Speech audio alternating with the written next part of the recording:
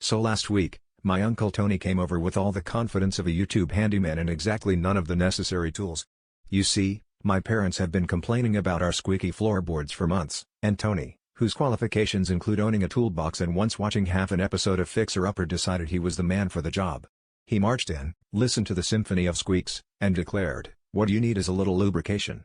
We expected WD-40 or maybe some nail polish remover, but Tony disappeared into the kitchen and came back with a Costco-sized bottle of extra virgin olive oil. I protested, but before I could say wait, isn't that for salads? Tony was drizzling olive oil between the cracks in the floorboards like he was dressing a Caesar.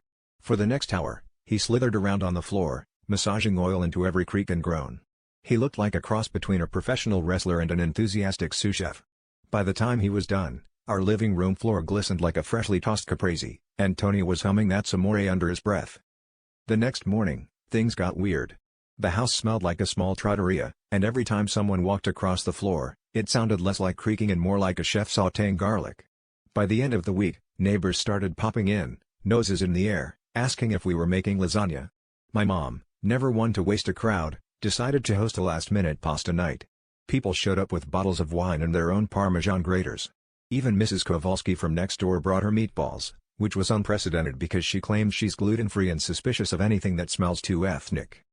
So yeah, thanks to Uncle Tony's innovative home repair, we accidentally turned our house into the hottest Italian restaurant in the neighborhood. On the bright side, the squeaks are gone, or maybe they're just drowned out by the sound of slurping and the neighbors shouting, "Complimenti chef." Next time my parents complain about home repairs, I'm just going to tell them, be careful, or you'll end up with a house that's more linguine than linoleum.